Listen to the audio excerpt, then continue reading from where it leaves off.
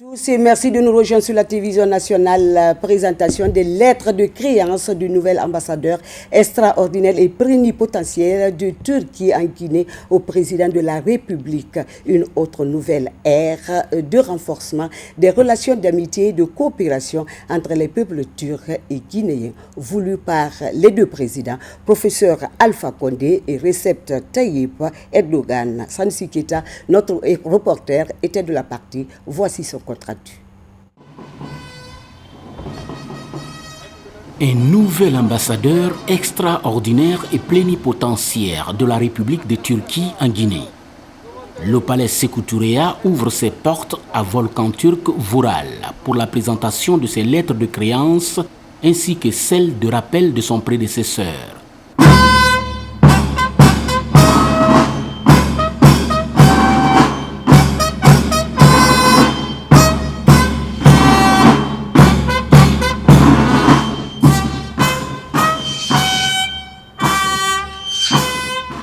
Ce sont des signes annonciateurs des relations d'amitié et de coopération mutuelle qui ont toujours existé entre Conakry et Ankara. Volkan Türk Vural est ainsi introduit auprès du président de la République par le directeur du protocole d'État pour présenter ses lettres de créance qu'il accrédite en Guinée comme représentant de son pays, la Turquie. Excellence, Monsieur le Président de la République, j'ai l'honneur de vous remettre les lettres par lesquelles son Excellence, M. Recep Tayyip Erdogan, le président de la République de Turquie, m'accrédite auprès de vous en qualité d'extraordinaire et plénipotentiaire, ainsi que celle de rappel de mon prédécesseur. Je vous remercie. L'honneur revient ainsi au nouvel ambassadeur extraordinaire et plénipotentiaire de remettre au président de la République les lettres de créance qu'il accrédite en Guinée comme représentant de son pays, ainsi que celle de rappel de son prédécesseur. L'objectif pour lui est d'intensifier davantage les relations économiques, commerciales et culturelles entre la Guinée et la Turquie, qui ne cessent de s'accroître ces dernières années sous le leadership des présidents professeur Alpha Condé et Recep Tayyip Erdogan. Volkan Türk Vural a témoigné au chef de l'État de son intention à travailler avec toutes les couches socio-économiques et politiques guinéennes, dans le but surtout de consolider davantage la coopération entre Ankara et Conakry. À cette occasion, le nouvel ambassadeur de la Turquie en Guinée s'est par ailleurs réjoui du renforcement de la coopération entre son pays et la République de Guinée, ce depuis la visite d'État du président Recep Tayyip Erdogan en Guinée en 2016. Et aujourd'hui, avec la volonté sans faille affichée par professeur Alpha Condé et Recep Tayyip Erdogan, les échanges commerciaux entre la Guinée et la Turquie sont passés de 20 millions de dollars en 2013 à près de 300 millions de dollars américains aujourd'hui.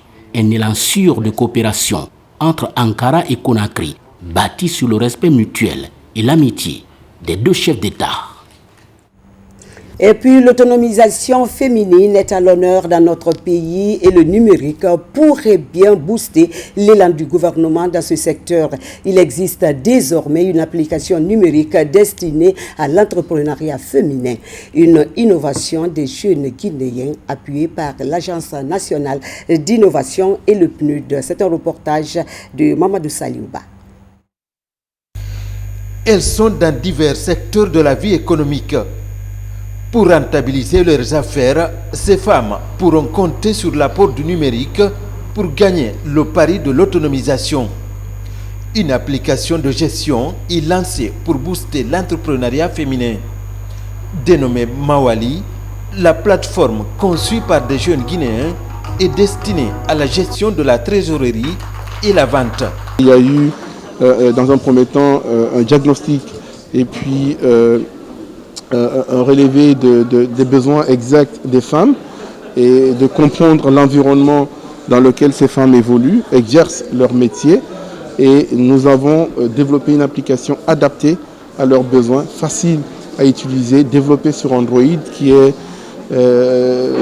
aussi une application open source et qui leur permettra facilement de gérer leur trésorerie et puis leur vente. On avait au préalable reçu des formations et aujourd'hui nous recevons des téléphones avec des applications qui s'appellent Mawaliba pour nous aider dans la trésorerie et je suis très fière parce que j'avoue que la comptabilité dans les cahiers c'est souvent épuisant parce que voilà, souvent on perd les cahiers, souvent les cahiers se déchirent.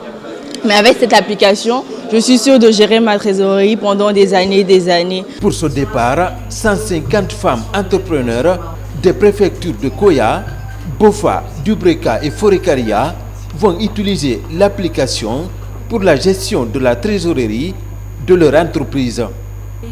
Une innovation réussie grâce à la synergie entre l'Agence nationale d'innovation et le PNUD. Mawali, c'est une initiative vraiment focalisée sur l'entrepreneuriat féminin. Donc il y a toute une série d'applications que l'on essaye de promouvoir. Et l'entrepreneuriat féminin, l'autonomisation des femmes, c'est un grand chantier que le gouvernement a défini. Et là, on essaie de trouver des solutions adaptées, réalistes, qui permettent vraiment de transformer les opportunités d'affaires, les opportunités d'échange, de commerce, de gestion, y compris pour les femmes qui sont parfois peu alphabétisées. Cette innovation destinée à l'entrepreneuriat féminin vient conforter l'élan du gouvernement en faveur de l'autonomisation féminine. Parlons à présent de la fin de ce séminaire de formation au haut commandement de la gendarmerie nationale sur l'utilisation des bases de données sur le système d'information policière de l'Afrique. Objectif, accroître la capacité des services chargés de l'application de la loi et combattre la criminalité transnationale et le terrorisme. C'est un reportage de adjudant Omar Kamara, correspondant de la presse militaire. Suivez. Cette cérémonie marque la clôture de la 3e session de formation des opérateurs de saisie sur le système d'information policière de l'Afrique de l'Ouest, CIPAO. Elle est une initiative de l'Interpol Guinée sur financement de l'Union européenne et la CEDEAO en faveur des 16 pays de l'Afrique de l'Ouest, plus le Tchad et la Mauritanie. Nous comptons mieux outiller nos officiers de police judiciaire dans le cadre de meilleur traitement des procédures, mais aussi dans le cadre de l'alimentation de cette base de données qui nous permettra de mieux renseigner la hiérarchie judiciaire, mais aussi nos hiérarchies administratives pour leur donner le bon renseignement, mais aussi pouvoir savoir les points criminogènes de notre pays. Venus des unités de la police et de la gendarmerie de la zone spéciale de Conakry et Koya, ces participants se disent mieux outillés sur l'utilisation de ces bases de données.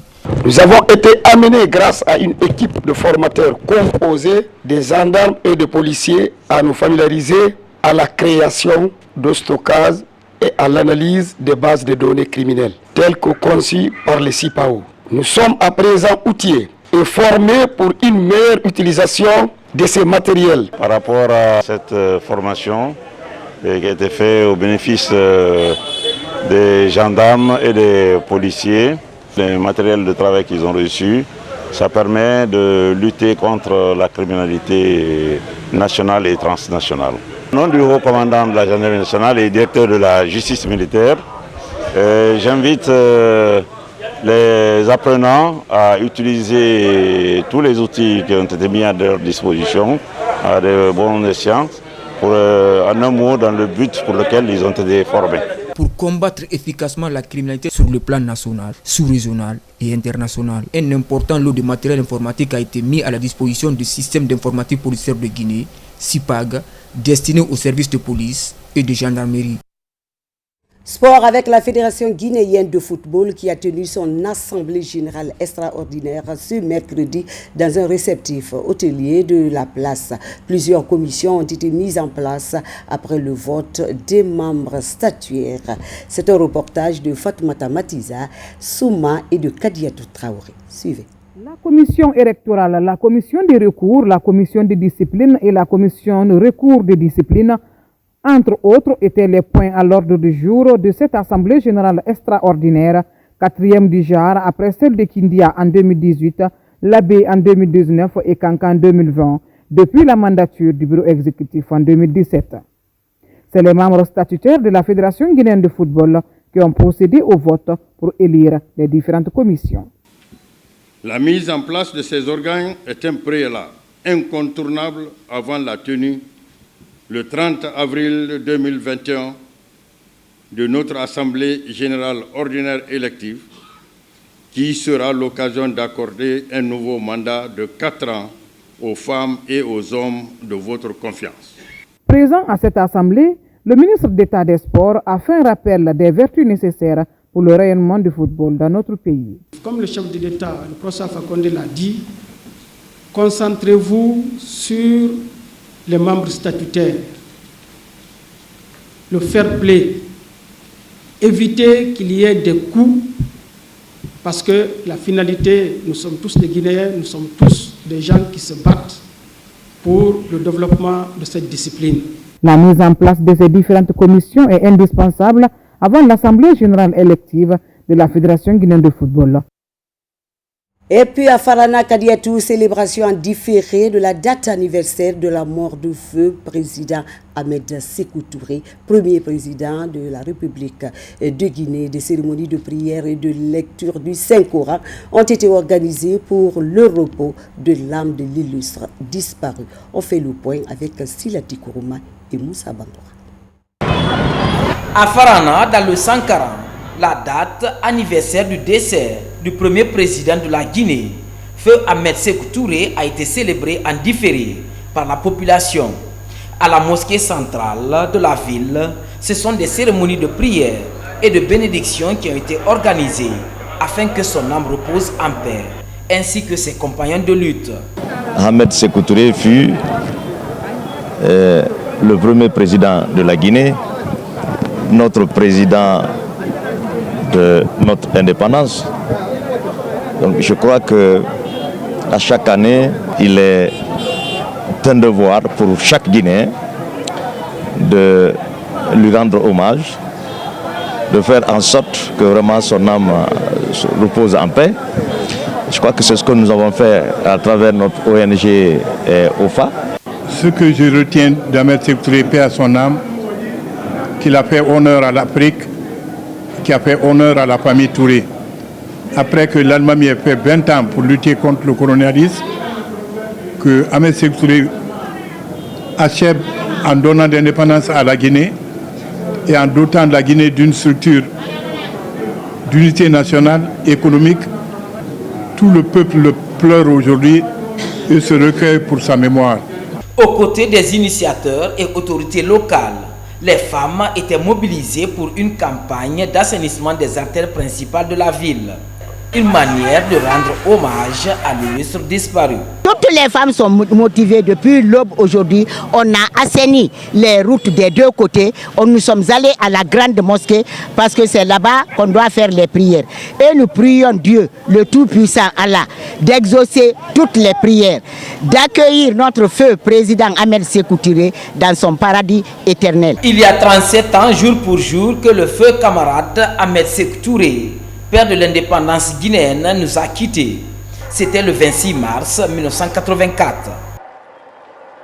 Repose en paix, Feu Ahmed Sékou Touré, ancien président de la République du Guinée. Voilà qui met fin à cette édition d'information préparée pour vous par la rédaction du journal télévisé, à la réalisation Alassane Tambaya Kamara, sous l'œil vigilant de Mariam Diallo. Merci de votre fidélité et restez surtout avec nous pour d'autres infos.